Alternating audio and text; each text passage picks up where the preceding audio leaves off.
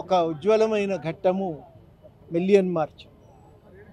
బహుశా ఒక విస్తృతమైన ప్రజా ఉద్యమం మరి పెంపొందటానికి అది నాంది. ఆ రోజు ప్రభుత్వం ఏ రకంగా మనం విన్నవించిన అనుమతులు ఇవ్వలేదు. బ్యారికేడ్లు పెట్టి ఎక్కడికక్కడ చాలామందిని 50,000 మందిని అరెస్ట్ చేశారు.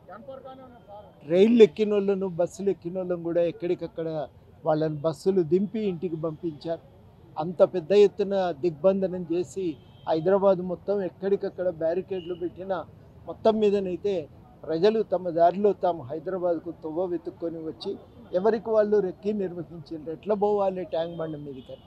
అందులో ఒక కీలకమైన అంశమే మరి న్యూ డెమోక్రసీ వారు నిర్వహించిన సికింద్రాబాద్లో నిర్వహించిన పెళ్లి కార్యక్రమం పేరుతో ఆడ అందరూ కూడా చేరి ఒక్క మూకుమ్మడిగా ఒకటేసారి వాళ్ళు సరిగ్గా 1 గంటకు ట్యాంకు బండ మీదకి బ్యారికేడ్లను తోసుకొని రావటం, మొత్తం మీద ఇంకా పోలీసుల దిగ్బంధనం భగ్నమైపోయింది.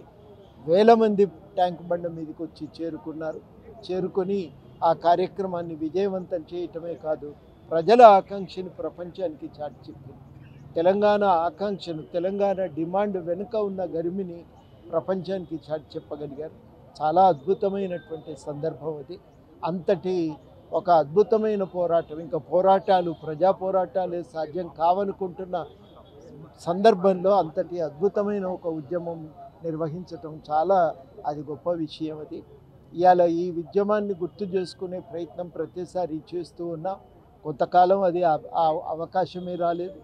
మొత్తానికి ఇది 2వసారి అనుకుంటా దీన్ని ఇక్కడ జరుపుకోగలుగుతున్నాం. ఇది ప్రతి సంవత్సరం ప్రభుత్వం అధికారికంగా నిర్వహించాలని కోరుతూ, దీని ద్వారా మేము చెప్పదలుచుకున్నది ఏంటంటే, తెలంగాణ ఉద్యమం వెనుక సమిష్టి పోరాటాలు ఉన్నాయి, రాష్ట్ర సాధన వెనుక సమిష్టి పోరాటాలు ఉన్నాయి. అవి లేకుండా తెలంగాణ వచ్చేది కాదు. రెండవది, ప్రతి ఒక్కరు కూడా తెలంగాణ వస్తే జీవితాలు బాగుపడతాయనే ఆశతో కొట్లాడినరు. అనేక మంది బలిదానాలు చేసుకుని పాల్పడ్డారు, ప్రాణత్యాగాలు చేసినారు. ఇంతటి త్యాగాల పునాదుల మీద ఏర్పడినటువంటి రాష్ట్రం ఇవాళ తప్పనిసరిగా ఆకాంక్షల సాధన కోసం కృషి జరగాలన్నదే ఇవాళ ఉద్యమకారుల కోరిక. ఆ ఆకాంక్షల సాధన కోసం ఉద్యమాన్ని వక్రీకరించకుండా, ఆ ఉద్యమాన్ని సరిగ్గా సమిష్టి పోరాటాలను రికార్డ్ చేసే కృషి కోసం ఇవాళ ఈ కార్యక్రమాన్ని నిర్వహించటం, తెలంగాణ చరిత్రను ప్రపంచానికి చాటి చెప్పటం, ఇవన్నీ లక్ష్యాలుగా మరి ఇప్పటి నుంచి తప్పనిసరిగా ప్రతి సంవత్సరం ఈ కార్యక్రమాన్ని నిర్వహించే ప్రయత్నం చేస్తాం. ఈ కార్యక్రమాన్ని మరింత మంది భాగస్వాములను చేసే ప్రయత్నం కూడా చేస్తాం. జోహార్ తెలంగాణ విద్యార్థి వీరులకు. ఆ ఆకాంక్షలు అన్నీ నెరవేరలేదు కాబట్టి వాటి సాధన కోసం ఒక ప్రయత్నం అయితే కొనసాగాలన్నదే ఇవాళ మేము ప్రధానంగా అందరికీ కోరుతా ఉన్నాం. ఒకటి, ఉద్యమ చరిత్ర వక్రీకరించకుండా చూడాలి, దాన్ని సరిగ్గా రికార్డు కావాలి. ఇది సమిష్టి పోరాటాల ఫలితం అనేది ప్రపంచానికి అర్థం కావాలి, అది మొదటిది.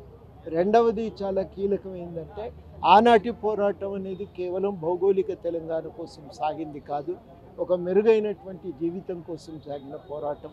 అట్లాంటి బతుకు కోసం, బతుకు తెరువు కోసం జరిగిన పోరాటం గుర్తిస్తే తప్ప భవిష్యత్తు తెలంగాణ అభివృద్ధికి మార్గం దొరకటం కూడా సాధ్యం కాదు.